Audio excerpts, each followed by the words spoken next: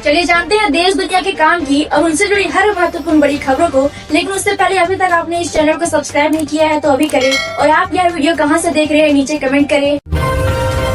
1 अप्रैल से भारतीय राष्ट्रीय राजमार्ग प्राधिकरण ने टोल प्लाजा पर कैश पेमेंट पूरी तरह बंद करने का फैसला लिया है। अब सभी वाहनों को सिर्फ फास्टैग या यूपीआई से ही टोल देना होगा, जिससे ट्रैफिक तेज और सिस्टम पारदर्शी बनेगा। ईरान के साथ चल रहे युद्ध के बीच अमेरिकी राष्ट्रपति डोनाल्ड ट्रंप ने मंगलवार को एक बड़ा बयान देते हुए कहा कि जो देश इस संघर्ष में शामिल नहीं हो रहे हैं और ईंधन की कमी से परेशान हैं, उन्हें अब खुद होर्मुज स्ट्रेट जाकर अपना तेल लाना चाहिए। राहुल गांधी ने कहा, आप मुझे बेहतर जानते हैं कि मध्य पूर्व में क्या हो रहा है। वहाँ एक ड्रामा चल रहा है और त्रासदी घटित हो रही है। कोई नहीं जानता कि वहाँ खत्म होगी या नहीं। केरल और भारत के लोग इससे सीधे प्रभावित होने वाले हैं।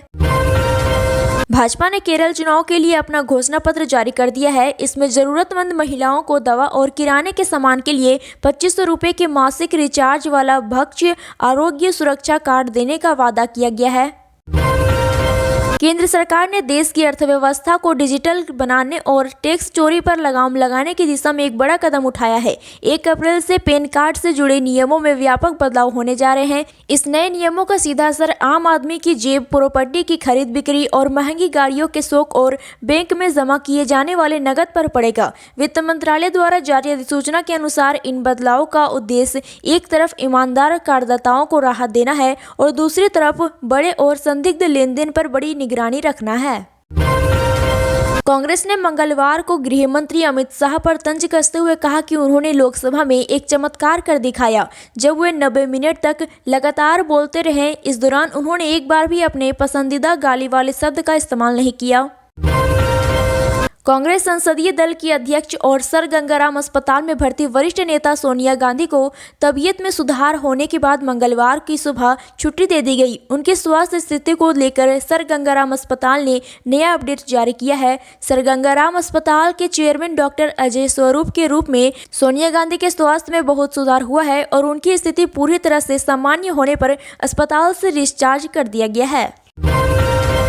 पश्चिम एशिया में अमेरिका, इजरायल, ईरान संघर्ष के बीच बाब अल मंदेब जलडमरू मध्य समुद्री मोर्चों पर तनाव बढ़ रहा है। हूती विद्रोहियों के हमले से यह मार्ग, जो लाल सागर को अदन की खाड़ी से जोड़ता है, वैश्विक व्यापार के लिए संवेदनशील बन गया है। सरकार ने ओएनजीसी और ऑयल इंडिया के पुराने गैस क्षेत्रों में निकलने वाली गैस की कीमत $6.75 से बढ़ाकर $7 प्रति MMBTU कर दी है। यह बढ़ोतरी APM गैस पर लागू होगी, जिसका देश के कुल घरेलू गैस उत्पादन में बड़ा हिस्सा है।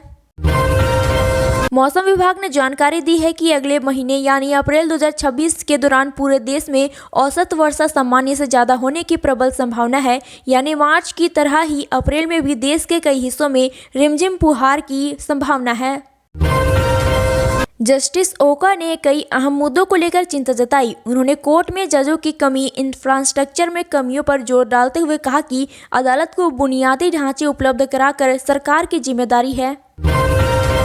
भारतीय रिजर्व बैंक RBI ने सोमवार को कॉरपोरेट जगत और बैंकिंग क्षेत्र को बड़ी राहत देते हुए अधिग्रहण, वित्तपोषण और पूंजी बाजार जोखिम से संबंधित नए दिशा निर्देशों के कार्यान्वयन को 3 महीने के लिए टाल दिया है। अब वे संशोधित नियम 1 अप्रैल 2026 के बजाय 1 जुलाई 2026 से प्रभावी होंगे।